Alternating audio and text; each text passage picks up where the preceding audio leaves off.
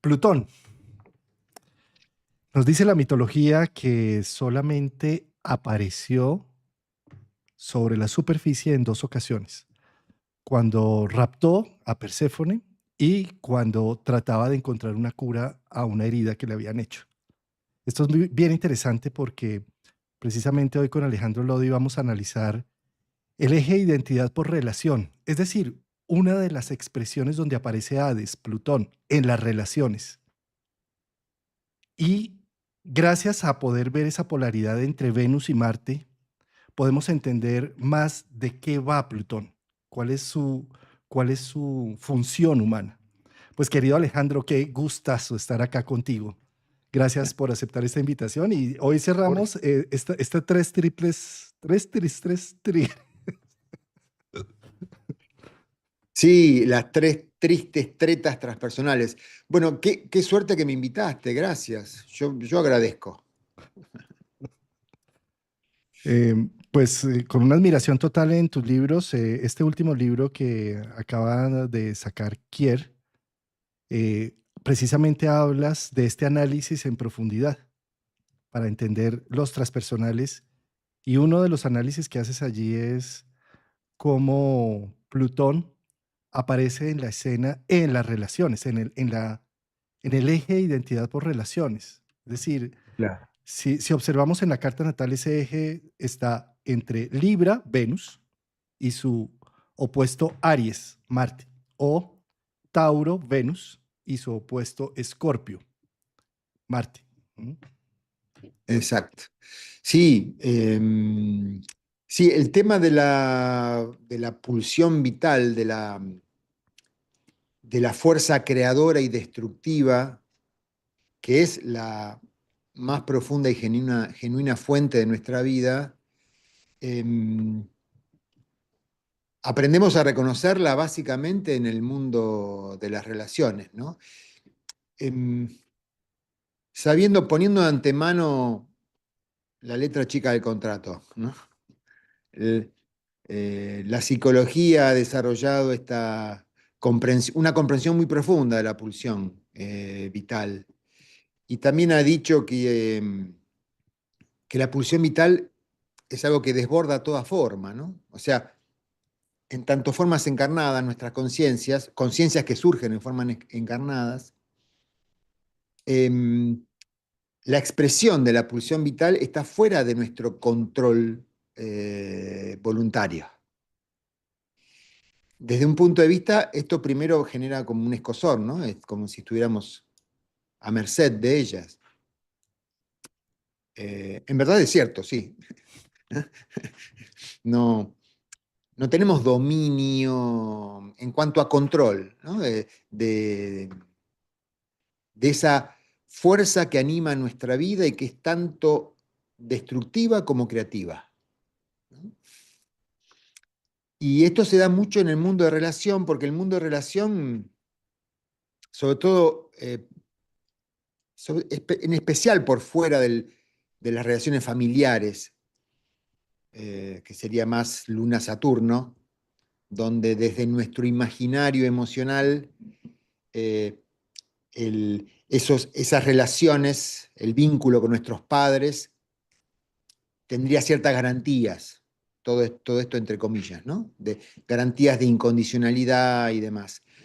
Pero el vínculo de complemento amoroso, el vínculo erótico, implica abrirse a un mundo de relaciones donde no hay seguridad de incondicionalidad, ¿no?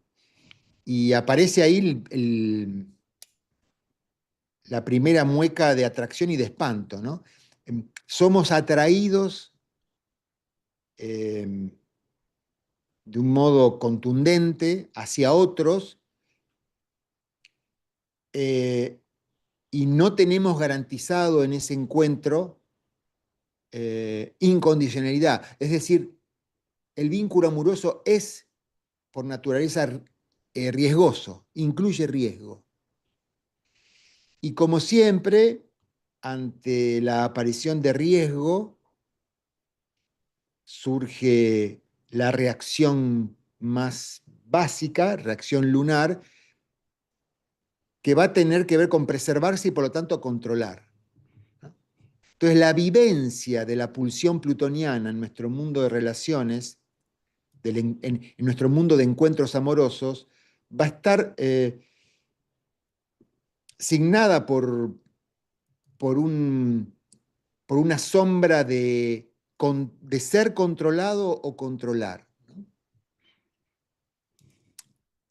Y esto fue un alto descubrimiento de la psicología, creo yo, porque hasta ese momento los impulsos más egoístas y destructivos en nuestras vidas estuvo signado por la moral de las religiones, ¿no?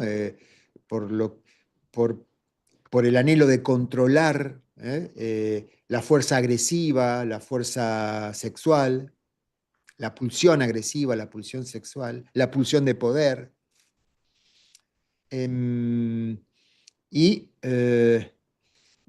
generando la fantasía de que eso podía ser controlado, ¿no? La sanción del sexo como pecado,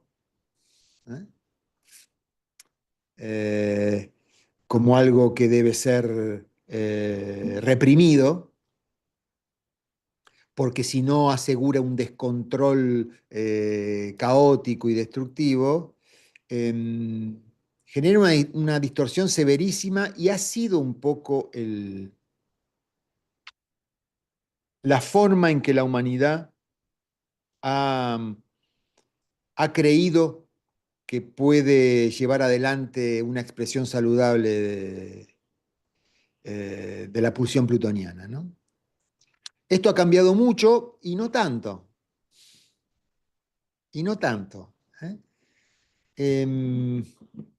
Uno habla de humanidad, como siempre decimos nosotros, ¿no? En nuestros encuentros, uno habla de humanidad y de inmediato asocia a la humanidad europea americana, al humano europeo americano, de tradición judeo-cristiana, ¿no? Pero más allá de las religiones, el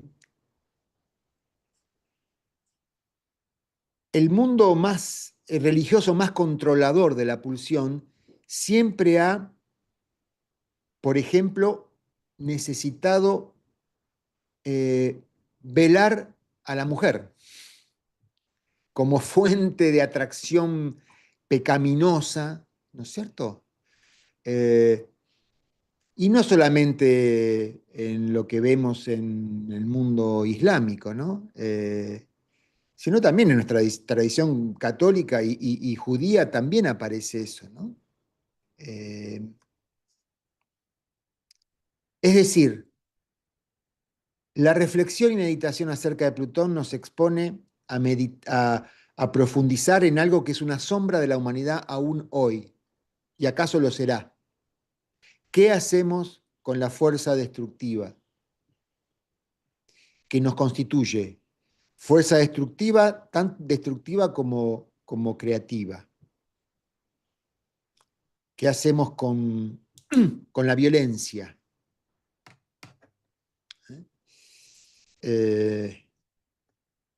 Estoy medio filosófico aburrido, ¿eh? Está buenísimo, está Y no buenísimo. soy ni filósofo, ni creo ser tan aburrido tampoco. Alejandro, es que es interesante constatar cómo la pulsión de la que mencionas depende de la biología también, ¿sí? Fíjate cómo si dormimos bien, al otro día de pronto estamos de mejor genio, estamos Claro. tranquilos, ¿sí? Digamos que dormimos mal y alguien se atraviesa, alguien nos mira mal, cualquier cosa, la pulsión sale sintiéndonos ofendidos y defendiendo nuestro territorio, ¿sí? Y de una manera agresiva. Bueno, esto hablándolo desde la agresividad, pero también pensemos en la pulsión como todo este equilibrio hormonal que llevamos en la sangre, ¿sí? claro, Y cómo en algunos momentos de nuestra vida tenemos más testosterona o más, eh, bueno, otra serie de hormonas que están activas y que terminan generando una pulsión y un deseo por sexual o claro, erótico, ¿sí? claro, Y termina la pulsión llevándonos a tener unas vivencias que en sano juicio tal vez no tendríamos. Entonces, claro, ahí es donde nos vemos de pronto subordinados a que la pulsión tome control de nuestra vida. claro, Eh, ¿Mm? claro, Es como para poner en contexto un poco este tema de pulsión y cómo en nuestra vida real somos, a ver, somos un animal biológico, estamos claro, habitando un primate. Como tal, entonces tenemos una serie de pulsiones que claro. están dominando y que Ujú. el humano, la corteza prefrontal alcanza de pronto a discernir, no, yo no me voy a ir por esto, por aquello. Sin embargo, por eso biología es destino, por eso Plutón es destino, por eso pulsión es destino, ¿sí? Y Claro, desde esa perspectiva, por eso en muchas religiones y en muchas culturas han tratado de evitar la pulsión, eh, claro, negarla, claro, negando lo sexual, negando la agresividad, negando claro. lo que es, lo que es normal del ser humano. Con nobles intenciones, ¿no? Porque la descarga pulsional es absolutamente destructiva. Es imposible conformar una comunidad humana habilitando la descarga pulsional y la compulsión, ¿no? Eh, por lo tanto, para que pueda haber comunidad humana hay que controlar la pulsión, con lo cual necesitamos dioses que nos digan que, eh, em, eh, que es una virtud el reprimir la pulsión. Y el gran descubrimiento de la psicología, creo yo, es que la represión es, es una polarización tóxica con la compulsión, ¿no? A mayor represión, mayor posibilidades de que eso busque una descarga compulsiva. La represión busca una descarga compulsiva. Y siempre pongo el mismo ejemplo, disculpen, ¿no? Pero si esto fuera comprendido, la ocurrencia de exigir voto de castidad a jóvenes adolescentes para convertirse en sacerdotes eh, comenzaría a parecer patética, porque exigirle a una conciencia que aspira a espiritualidad, que condición para ella es reprimir eh, la sexualidad, implica una garantía de manifestación perversa en el futuro. Y hay una íntima conexión entre los desbordes pulsionales de los sacerdotes católicos, por poner un ejemplo, pero ocurriría en todos los dogmas religiosos, y la represión sexual. Es muy interesante, hablamos antes de abrir el vivo. Eh, Sin duda que la sublimación de la pulsión sexual parece una necesidad para no estar condicionado por la descarga pulsional, pero sin embargo confundir sublimación con represión garantiza eh, estar atado fatalmente a la compulsión, a la descarga compulsiva, ¿no? Y esa palabra, sublimación, que yo estoy tratando de resignificar constantemente porque la tengo muy mal aprendida, como creo que todos, habitualmente asociamos sublimación con represión. Sublimar es reprimir. Y en verdad, sublimar es un acto mágico, exquisito, por lo tanto no debe ser tan sencillo de acceder a él, que tiene que ver con hacer sublime algo que tiende a manifestarse de un modo tosco. Hacer sutil algo que tiende a manifestarse de un modo grosero. Y eso no es reprimirlo.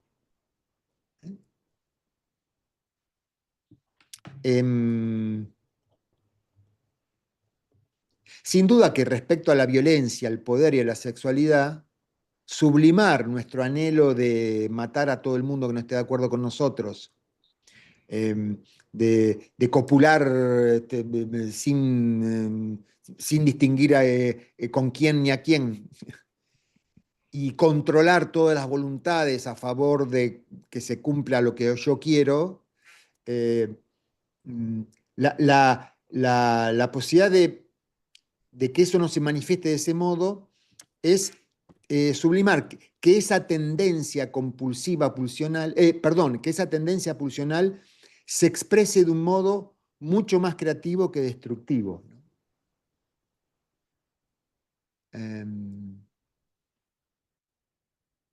No me acuerdo qué compositor musical que tenía tendencia a las orgías. Te busco después el dato, debe ser una anécdota que muchos de los amigos que están mirando deben conocer. Cada vez que terminaba una de esas reuniones orgiásticas decía, ¿cuántas sinfonías me perdí de componer?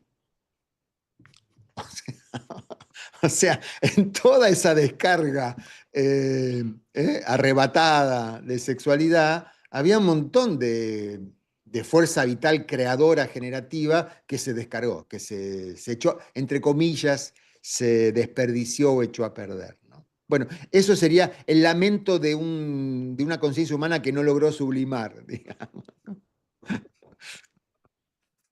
Buenísimo el ejemplo.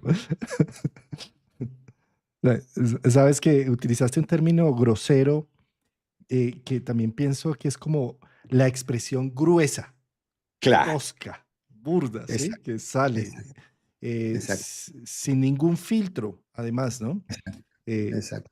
cuando logramos ponerle filtro a ese instinto, puede terminar expresándose en una obra de arte, en un Exacto. poema, Exacto.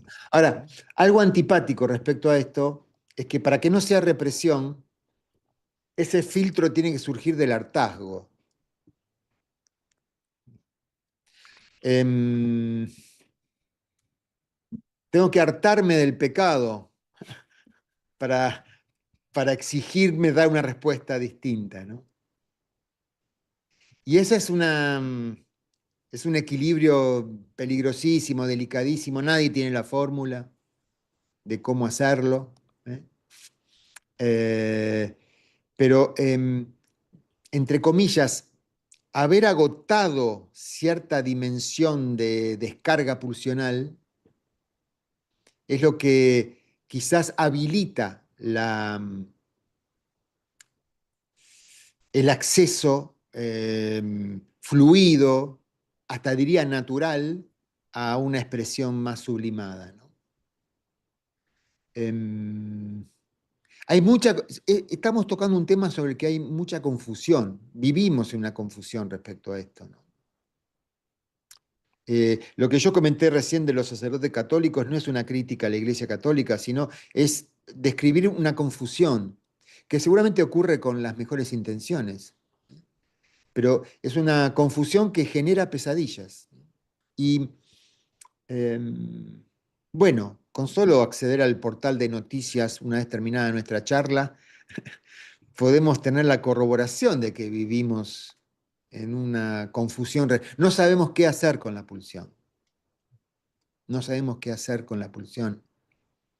Eh, y esto, por eso es un gran desafío para nosotros plantearnos eso, ¿no? ¿Acaso de los tiempos que vengan? ¿Acaso que estemos hablando de esto tranquilamente, estén anunciando que esto comienza a desarrollarse de otra manera en la conciencia humana? Nosotros seamos expresión de algo que está ocurriendo en la humanidad, ¿no? A partir de ya no soportar seguir repitiendo los abusos de descarga pulsional habituados. Eh, Desde este punto, la guerra ya no sería el rechazo a la guerra no sería una cuestión doctrinaria, moral, sino el hartazgo de seguir justificando la descarga pulsional, de matarnos de un modo más cruel entre los humanos, ¿no? Entonces no sería acceder al diálogo porque soy bueno, sino porque me harté de agarrarme a trompadas con los demás. Como en un vínculo, llevándolo más cercano. El conflicto en un vínculo amor, en un vínculo de pareja, donde uno siente que desea participar de ese vínculo, pero hay conflicto. Bueno, cuando uno aprecia que el valor de la relación es mayor que el triunfo del control de uno u otro, acepta que esa relación me va a transformar, que por aceptar esa relación y por reconocer lo creativo y lo estimulante de esa relación, yo no voy a poder ser yo mismo, no voy a poder ser quien quiero ser. El vínculo me va a transformar. Y no a favor de adoptar una posición sumisa frente al otro, ¿no? Sino el vínculo me va a potenciar y para disfrutar de esa potenciación en mi vida, de ese mayor despliegue de potencia en mi vida, tengo que aceptar morir a lo que yo creo que soy. En la relación, por auténticamente intensa y erótica, me demuestra que si confirmo la imagen que tengo de yo mismo, me echo a perder, me desperdicio.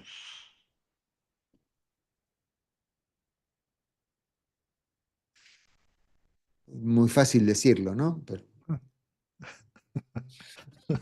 No, son teorías divinas. Teleológicamente uno dice, ¡ah, qué belleza, Plutón! por eso hacía hincapié con el tema del hartazgo. ¿Cuándo uno llega a reconocer esto? Cuando ya está harto de gastar energía en controlar al otro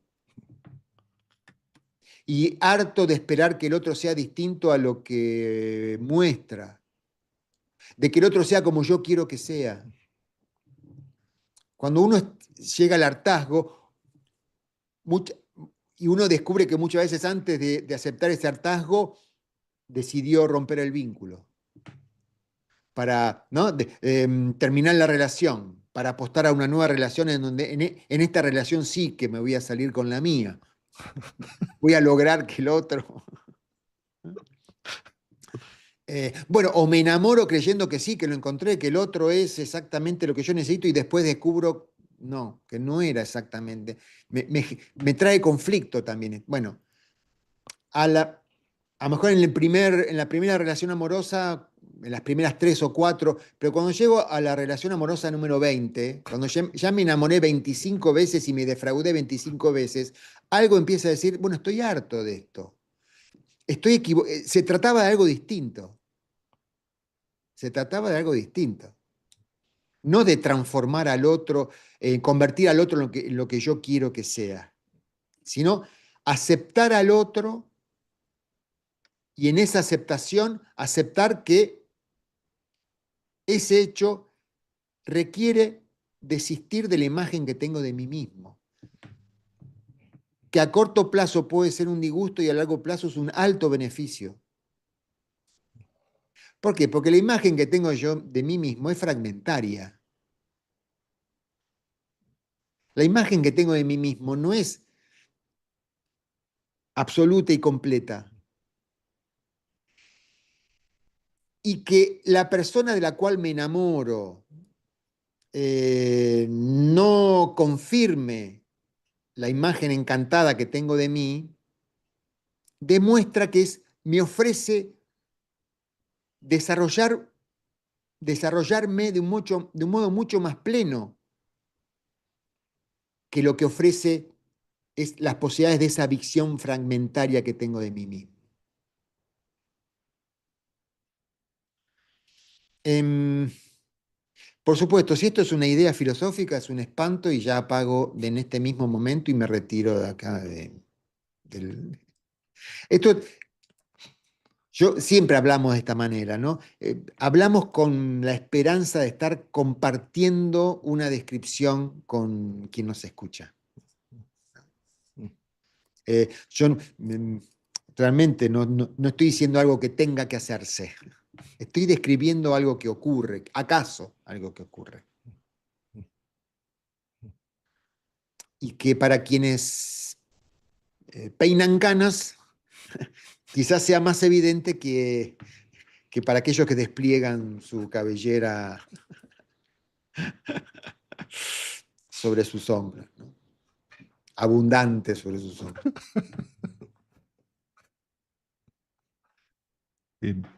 Eh, por eso las relaciones se convierten en ese ámbito adecuado donde entra Plutón a hacer un proceso de transformación, de renovación, de cambio, porque la relación es un espejo.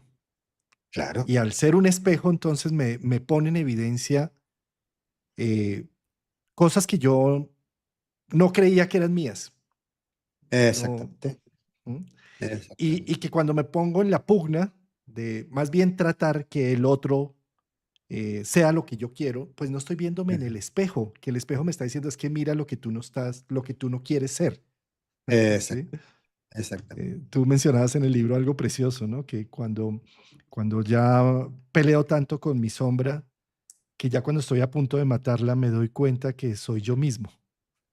Claro, ¿Sí? claro. Claro. Porque el espejo refleja no al Dr. Jekyll, sino a Mr. Hyde. Y en principio yo no soy ese. Por eso el enorme desafío de del encuentro con la sombra, el encuentro amoroso tiene mucho que ver con el juego con la sombra, juego de proyecciones. El gran desafío es que ese espejo cierto, válido y auténtico que, que representa el otro va a reflejar lo que desconozco de mí, no lo que creía. ¿eh? Me va a permitir descubrirme Mr. Hyde. ¿eh? ¿Y quién soy? ¿Mr. Hyde? No, son los dos. ¿eh? Dado Mr. Hyde, dado Dr. Jekyll, la luz, existe Mr. Hyde, la sombra. De modo, esto es fundamental para hablar de Plutón, que para poder disolver esa sombra, no debo incorporarla a la luz. Si yo me reconozco en esa sombra, ya no puedo ser esa luz. La transformación de la sombra es la transformación de la luz. Es la transformación de lo que yo creo que soy. No porque soy esa mueca horrorosa que apareció en el espejo, sino porque descubrí que esa mueca horrorosa que apareció en el espejo está en relación con lo que yo creo que soy. Y para poder modificar esa sombra, esa imagen horrorosa, debo modificar y transformar lo que yo creo que soy.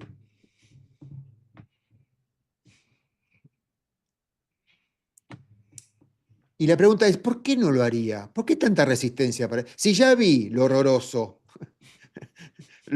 que hay en mí y desconocía, ¿por qué resisto tanto transformarme? Si es en mi propio beneficio, si es a favor de sufrir menos. Sin embargo, el apego a la identidad eh, conspira, ¿no? contra la propia evidencia de aquello que lograría disolver dolor en mi vida, sufrimiento en mi vida. Preferimos seguir siendo la imagen luminosa a riesgo de seguir soportando dolor. Es tremendo, ¿no? Tremendo. Tremendo porque es precisamente poner en evidencia que la sombra no es una entidad aparte, sola, sino que está eternamente atada con la luz. Exactamente. ¿Mm? Es un yin yang. Sí. Entonces la solución no es combatir con la sombra, sino cambiar la visión de la luz, cambiar el ángulo Claro, de la luz. Mm. claro. Si abrazo la sombra, ya no soy aquella luz. Por lo tanto, ya no se generará esa sombra. Así de simple. Pare- Dije así de simple, parece soberbio, pero aunque sea muy difícil, es muy simple. Es esta paradoja. Y cuando uno descubre esto, cuando lo hace, se da cuenta que era más simple. No era tan difícil como, ¿por qué resistí tanto? Muchas veces uno dice, ¿por qué resistí tanto? Plutón tiene que ver con las adicciones, con el apego compulsivo. ¿Eh? Y mientras habito la identidad compulsiva, adictiva, creo que es muy difícil soltar esa adicción. Incluso no mismo, porque ya mi organismo, supongamos adicción a, a sustancias, ¿no es cierto? No, ya mi organismo me lo pide y en un punto es cierto. Tan cierto como que si se produce ese giro perceptivo, y si hay una confianza en asumir esa evidencia perceptiva, la alteración del hábito compulsivo adictivo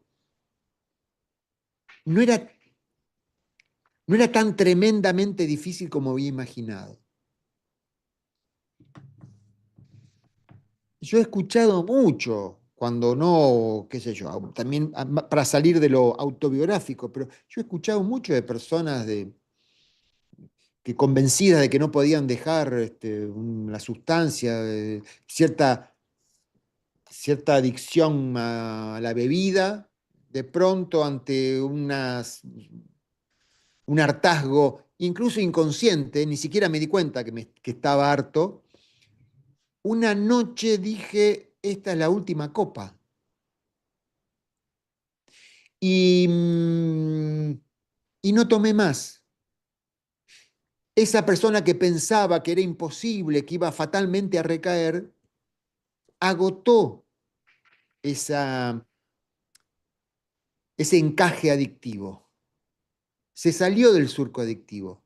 No por voluntad, sino porque algo se agotó a nivel inconsciente. Y lo que parecía imposible se transforma en lo cotidiano. Hay que habilitar mucho las cosas que uno hace sin saber, porque estas son, en el inconsciente hay mucha sabiduría. ¿Eh? ¿Cómo hiciste? No sé, un día dije, no tomo más. Ah, ¿te lo propusiste? No, no, no, me pasó eso. Dije, no. ¿Quién tomó la decisión? El inconsciente. No surgió de voluntad consciente. Hasta diría, si uno cree que surgió de voluntad consciente, es sospechoso. Ya no me atrae más.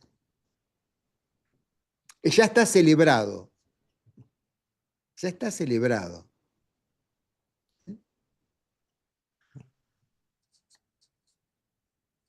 No es necesario.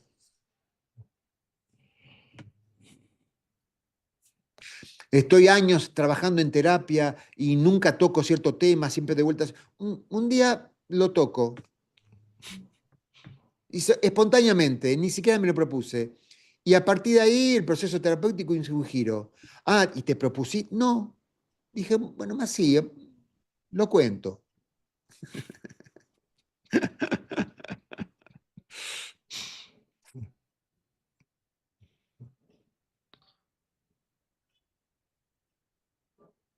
Justo a tiempo, justo en el momento. Es que Claro.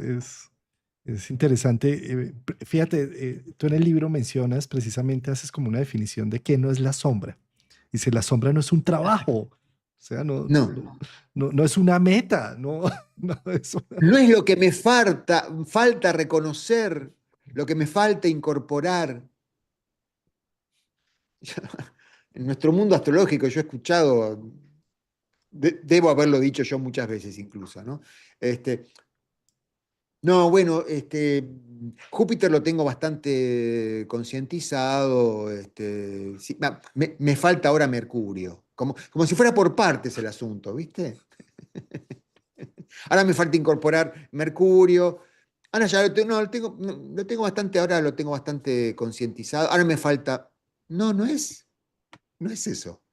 Todo está en polaridad. Por eso me gustaba, además de gustarme, es porque lo veo, jugar con las polaridades planetarias, ¿no? No con las funciones no están, los planetas como símbolos de funciones psicológicas nos dicen que las funciones de nuestra psique no están disociadas unas de otras, están todas en relación. No puedes tener una concientizada y la otra no. Si te das cuenta que hay una que no está concientizada, es porque hay una falsa concientización de aquella que yo creía que ya tenía madura.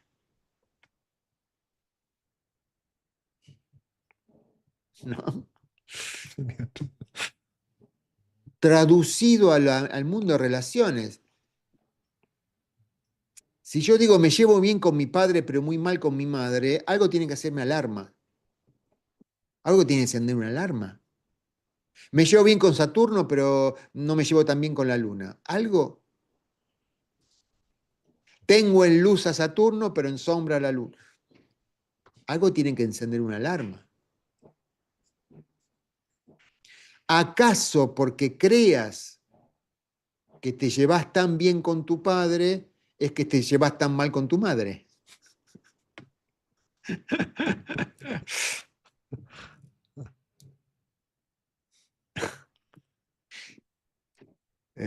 Uno identifica, el problema es tal, ¿no? Esto tiene la psicología sistémica, ¿no? El chivo, pone foco en el chivo expiatorio, en el excluido del sistema, ¿no? Todo está bien excepto con tal, que es la causa de toda la falta de armonía en el sistema. ¿Cómo? ¿Será así o hay un acuerdo inconsciente en el resto de los componentes para sentirnos bien, teniendo como condición que la fuente de distorsión sea tal o cual?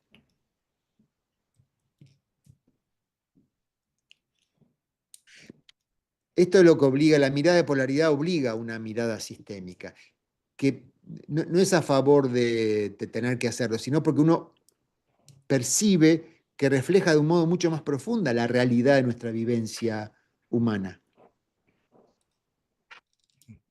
Antes que cajitas y compartimentos estancos donde cada cosa está en un lugar, en un sistema, la carta natal es un sistema, el mandala es un sistema, todo mandala es un sistema, no hay nada que esté disociado de otra cosa.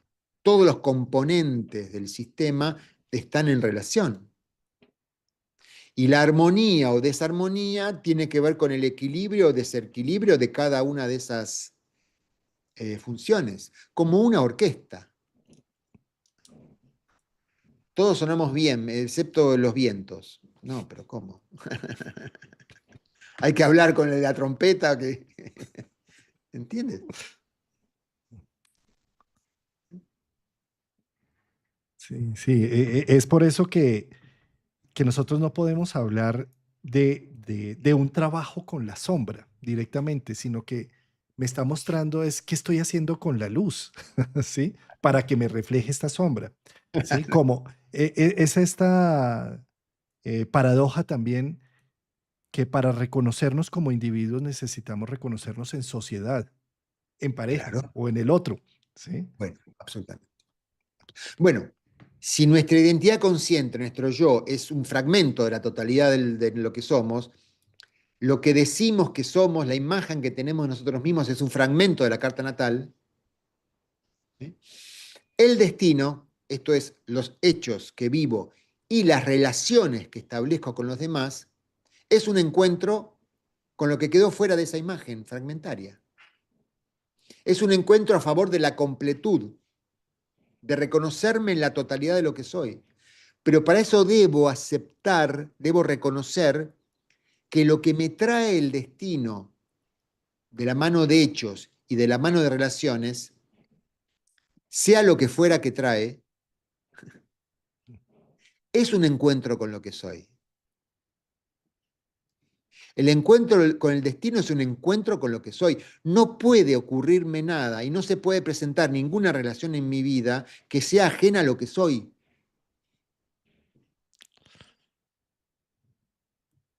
No, no, solo son propias, solo voy a reconocer como propias las relaciones que yo consiento y que no, las relaciones azarosas, el país en el que naciste, el tiempo en el que naciste.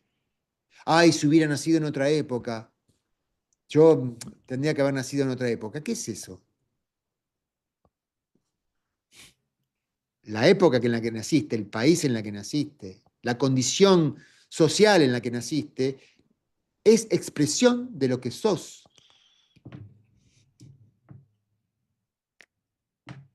Si lo niego, me extravío. Si lo reconozco, me encuentro y tengo posibilidad de un despliegue creativo. Reconocer no es aceptar sin más, no es resignarse, reconocer no es resignarse. Reconocer es no negar la evidencia y a partir de ello desplegar potencialidades.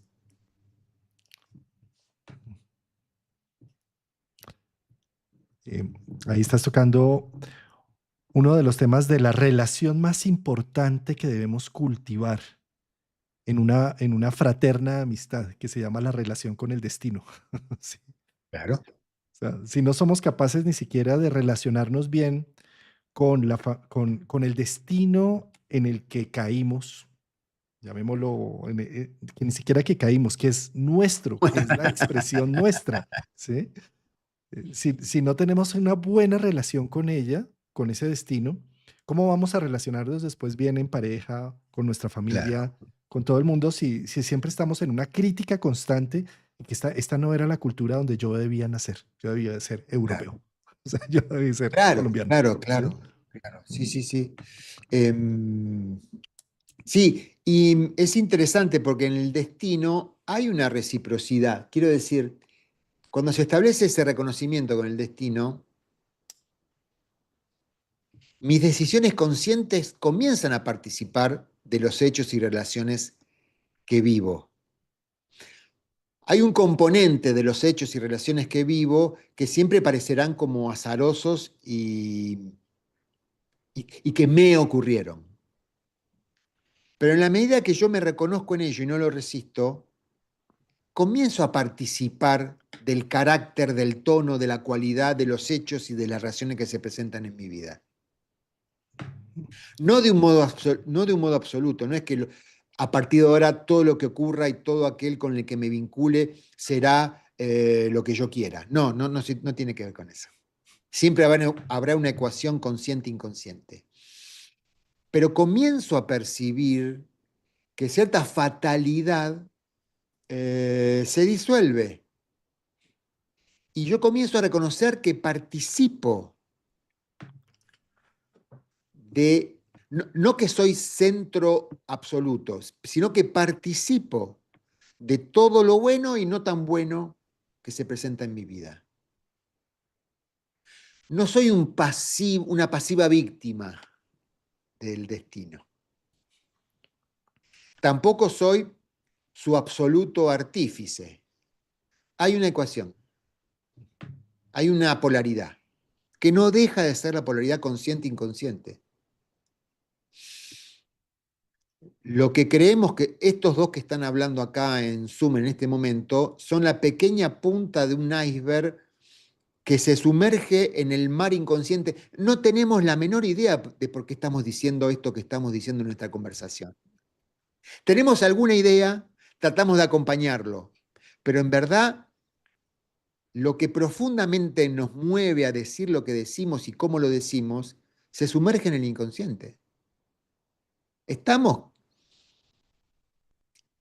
condicionados, no restringidos y prisioneros del inconsciente, pero sí estamos condicionados. Debemos aceptar eso. Si queremos ser plenamente conscientes de todo lo que hacemos, es una pesadilla. Aceptemos.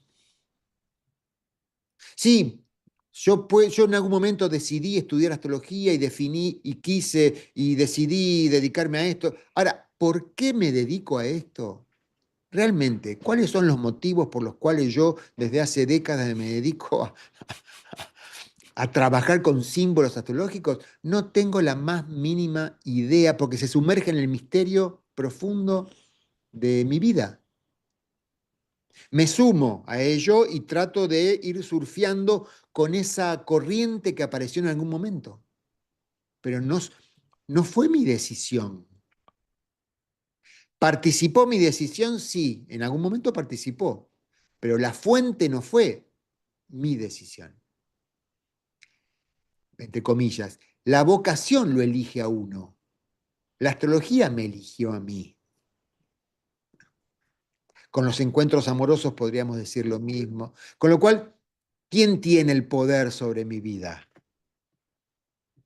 El inconsciente, la pulsión, llevando la pulsión en el sentido más estricto de la palabra, vida-muerte. En la polaridad eros-tánatos, pulsión de vida, pulsión de muerte, va a prevalecer pulsión de muerte. Lo sabemos, vamos a morir.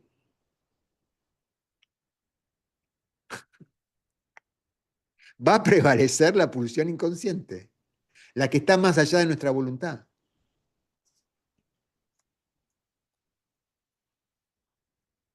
Igual siempre el yo hace estrategias de, entonces voy a querer morir, yo para salirme con la mía. ¿No?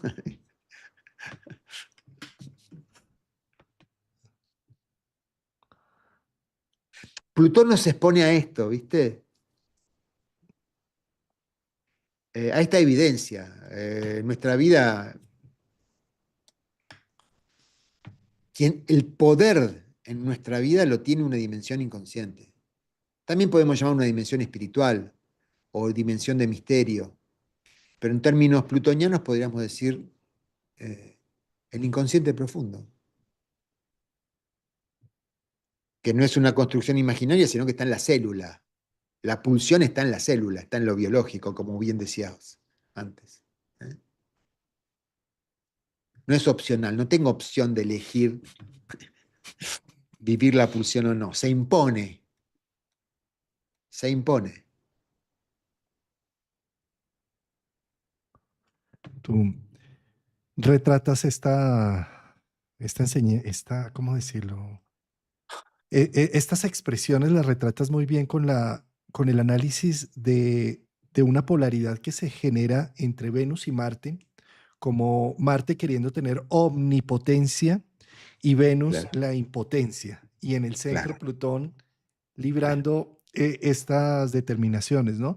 Que fíjate que siempre que hay una polaridad hablamos de dos extremos. ¿Sí? Claro. En algunas escuelas se dice, no, lo importante es el punto medio, pero en el punto medio hay inactividad. Yo diría que acá lo más importante es saber uno navegar entre lo omnipotente que me Ah, siento frente a unos temas, lo impotente que me siento y que puedo simplemente, sin ser compulsivo en uno de los dos ah. puntos, estar navegando entre un extremo y el otro, ¿no? Exactamente. Si yo quiero poder todo, es porque tengo pánico a no poder nada. Y si yo creo que no puedo nada, si soy impotente, creo que no puedo nada, es porque tengo la fantasía de que tendría que poder todo. Poder nada es una fantasía tan absurda como poder todo. La impotencia es una fantasía tan absurda como la omnipotencia. O si yo quiero controlarlo todo, es porque tengo miedo a ser controlado.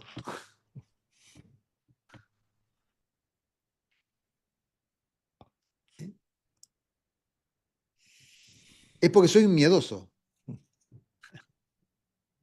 quiero que todo el mundo me tenga miedo. ¿Por qué? Porque tengo miedo de tenerle miedo a alguien.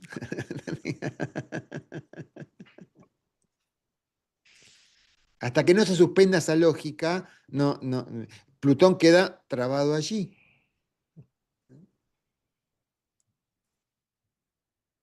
Eh, igual nos invito a reconocernos en cómo casi de un modo inevitable vivimos y hemos vivido en polarizaciones respecto a Plutón, ¿no?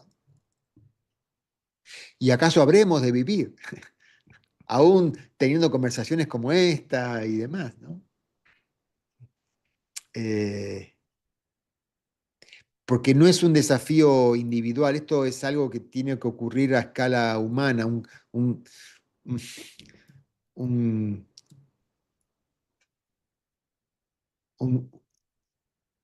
un salto de calidad en la masa crítica de la humanidad respecto a esto. Si no, no hay posibilidad solitaria de resolver estas cuestiones, ¿no?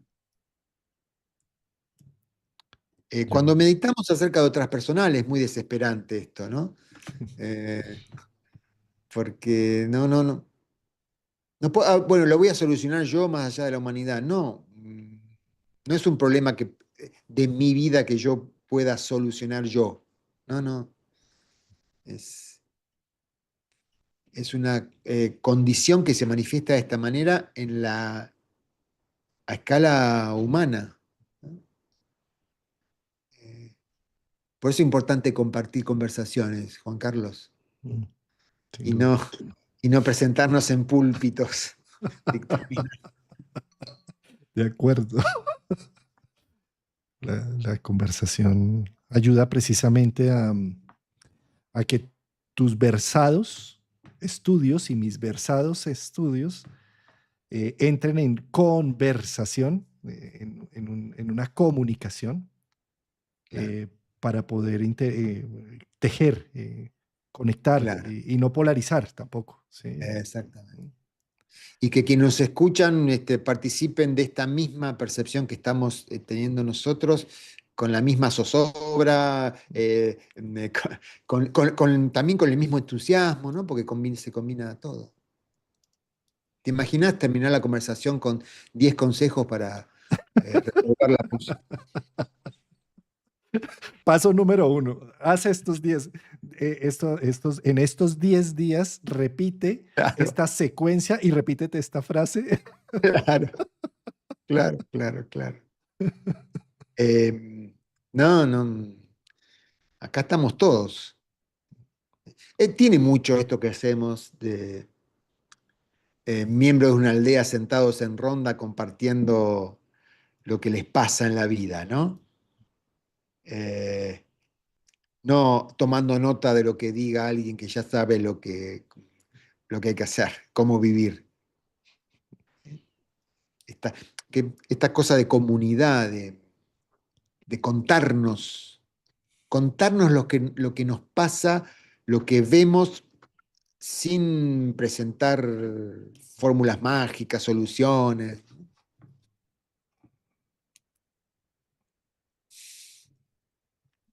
Bellísimo ese concepto que acabas de transmitir, esa imagen es preciosa Mm, en la conversación, no en el dogma, no en la ley. claro, Mm, mm. claro. Eh, yo realmente ya he decidido no participar más de reuniones en donde me descubro que alguien está esperando que termine para decir lo que él opina y ni escuchó lo que yo dije y ni yo voy a escuchar lo que el otro diga porque tampoco me interesa. ¿Qué es eso? ¿Viste? No, no. No tiene menor sentido. Es puro narcisismo. Puro. Ya cuando me haces hablar tanto a mí y tú hablas poco, me siento un poco narcisista.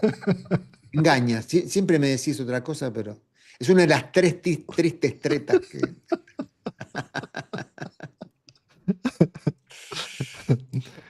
Eh, Sabes, es que Hay otra polarización que me encanta abordar de lo que leí en tu libro y es precisamente esta polarización de destrucción, conservación y en el centro transformación. ¿Sí? Entonces, Claro, ¿cómo, cómo muchas veces creemos que la solución está en la destrucción total claro, y claro. como otras tantas creemos que la solución está en la conservación de todo, hasta de la Exact- dieta, de todo? Exactamente. Nos conservamos en alcohol Exactamente.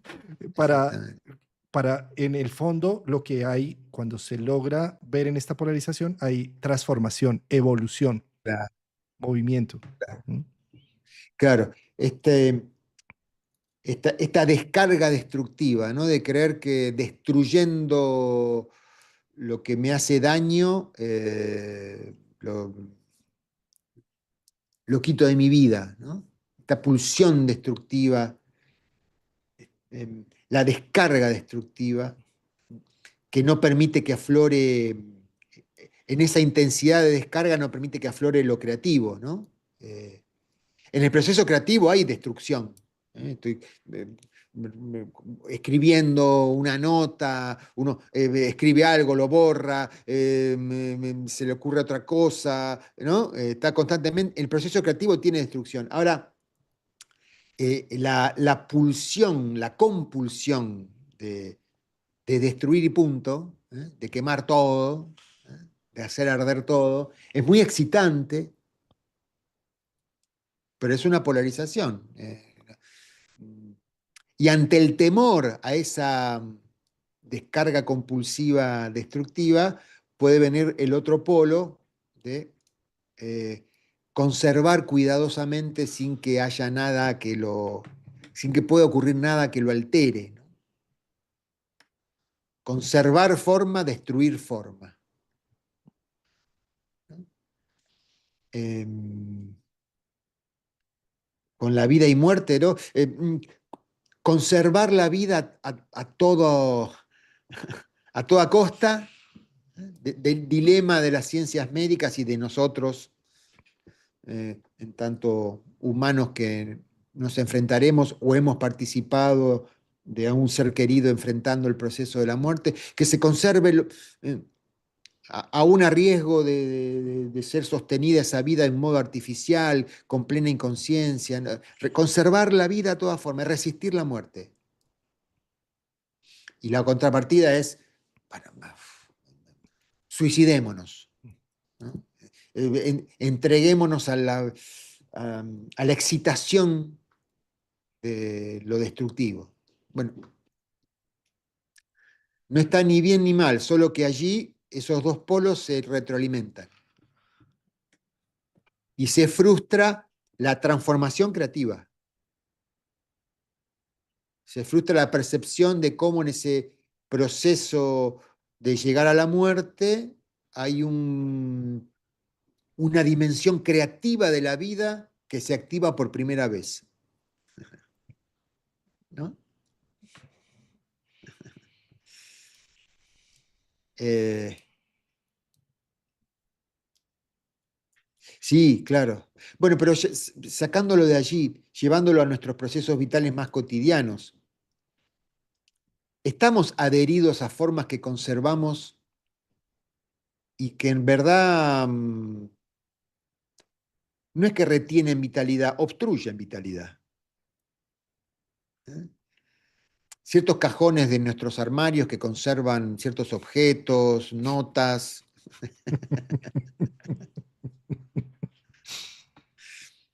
eh, ropa, eh, eh, apegados a la conservación y creyendo que con eso nos mantenemos vivos cuando en verdad estamos bloqueando la emergencia de un nivel de vitalidad que surge del vacío, o sea, del desprendimiento, ¿no? De aceptar morir, de soltar, desapegarse, desprenderse de. Bueno, ese desprendimiento genera una nueva oleada de creatividad vital.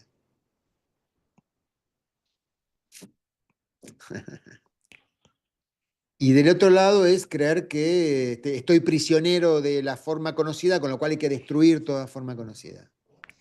Prendo a fuego el armario, no, no.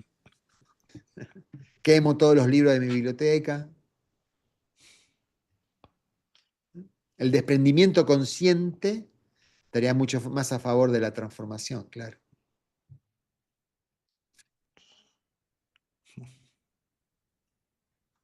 Que es muy concreto. Yo saqué el tema del libro, que a mí me está pegando el tema de los libros. Ya sé que hay muchos libros de mi biblioteca que jamás voy a leer.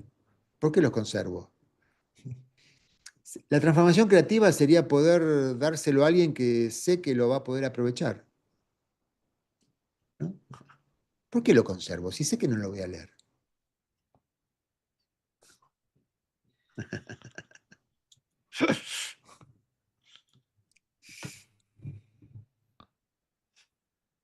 Y la última polaridad que tienes allí tan interesante, que es la de compulsión-retención.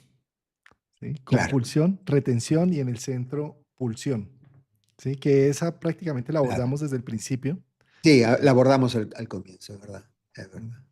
Sí, Sin embargo, fíjate cómo en las relaciones, la compulsión con los celos, de creer que a claro, través de tener el control de la otra persona y saber qué hace, en dónde está y cómo, con quién está, voy a conservar la relación. Y eso es lo más falso claro, que hay, porque en la medida en que haces eso, más se aleja, más no claro. existe. ¿Sí? Controlar lo amado en vez de darle libertad a lo amado, ¿no? Es interesante que una de las regencias, pensando en Plutón como regente de Escorpio, una de las regencias más sutiles de Escorpio tiene que ver con Urano. Quiero decir, eh, la transformación va de la mano con creatividad y con libertad. La muerte es liberadora, la transformación es liberadora. No tiene nada que ver con el control. El amor, la creatividad que trae el amor, tiene que ver con la libertad, con que el otro es libre de estar conmigo y libre de ser como se le ocurra ser. No tiene que dejar de ser quien es para estar conmigo. Esa cualidad del amor es mucho más creativa y potente que la del control.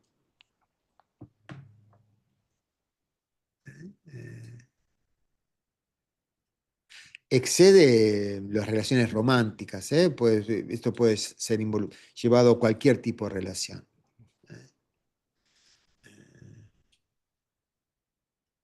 Eh, pero sí, claro, claro. Eh, sí, excede las relaciones amorosas.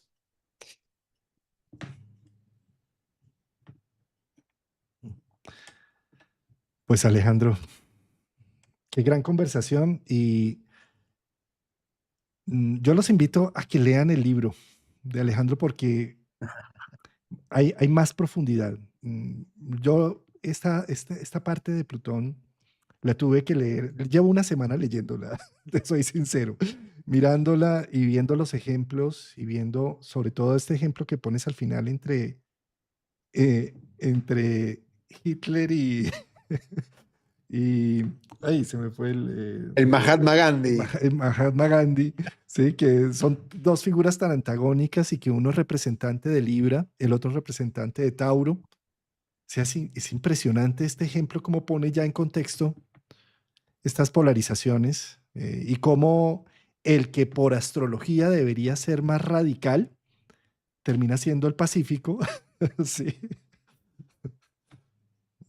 Eh, eh, el más confiable de la astrología sería el menos aconsejable desde la realidad concreta, ¿no? Muy Sí, curioso. bueno, es muy interesante lo que ofrece la astrología al respecto, ¿no?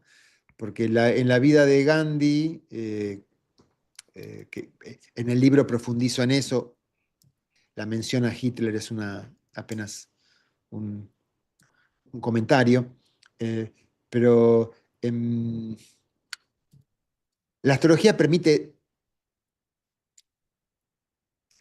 ver al humano que está viviendo ese diseño astrológico, al humano que está detrás del arquetipo validado por la cultura. Es una mirada mucho más humana, mucho más amorosa, mucho más comprensiva. En el caso de Gandhi, permite liberarlo a Gandhi de tener que ser lo que la cultura dice que es Gandhi y lo aproxima a alguien mucho más humano. Por supuesto, si yo necesito que sea lo que dice la cultura, me voy a sentir defraudado con la información que trae la astrología. Pero el valor agregado es que me voy a encontrar con el humano. Me lo va a aproximar.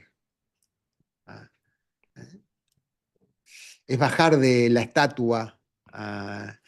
Ningún ser humano es una estatua. Poder bajarlo al... que también hace mucho más rica la información que da esa vida, si la saco del relato arquetípico. Es mucho más rica la información aparentemente plagada de contradicciones y de paradojas.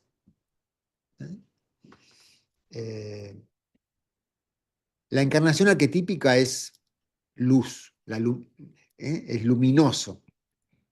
Todo personaje en que encarna un arquetipo para la cultura y se convierte en estatua, seguro que tiene una sombra gigantesca, que la cultura no va a tolerar que presente, porque necesita que sea esa imagen que está en la estatua.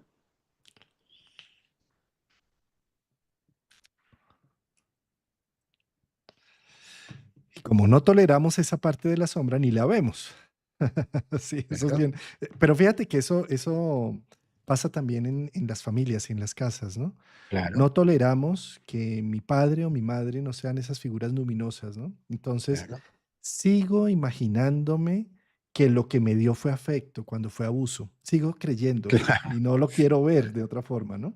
Como nos claro. sucede con los grandes dictadores, ¿no? Sigo creyendo que su forma de hacer gobierno, de hacer las cosas, está dirigido a contener y a hacer, cuando en realidad está siendo un desastre, ¿no? Pero, Exacto, o sea, no queremos, o sea, qué peligro, qué pasaría si yo dejo de ver esta estatua? ¿Qué pasaría si lo humanizo? ¡Qué claro, peligro! ¿Qué voy a hacer con eso? claro, Entonces, ¿a quién le voy a claro, proyectar lo perfecto de lo perfecto? ¿Sí? claro, claro. Sí, y qué peligro si me animo a comentarlo en Instagram, pero pierdo todos los seguidores, me insultan en lenguas muertas. Sí, claro. Bueno, siempre recuerdo los libros de Castaneda, el chamán Don Juan, que hablaba del acuerdo, vivimos en un acuerdo del mundo, en una descripción del mundo. Lo que creemos real, lo que definimos como realidad, es una descripción del mundo acordada. Y en algún momento el desarrollo de conciencia va a entrar en conflicto con esa descripción del mundo acordada. Cuando uno se mete en astrología, se está metiendo en ese problema. ¿Eh?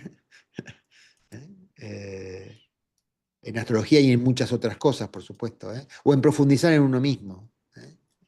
En el problema de que esta ampliación de conciencia que disuelve sufrimiento en mi vida encierra la letra chica de contrato de que ya no puedo seguir describiendo el mundo como lo describía, ni sosteniendo la adhesión emocional a ciertas ideas, principios, dioses, líderes, bandas de rock and roll, futbolistas, no importa qué, ¿no?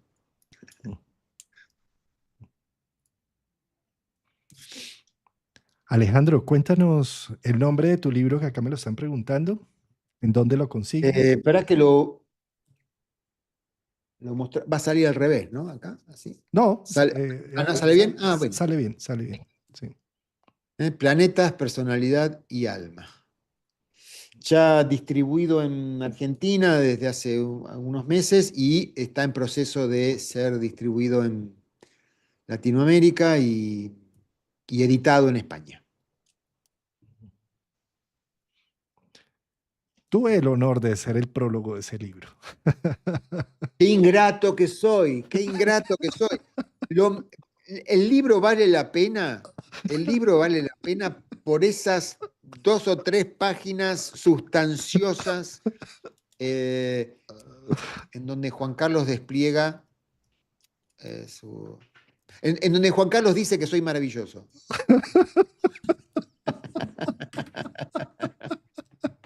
Me encanta. Querido Alejandro, sin duda alguna ya para cerrar nuestros tres. 3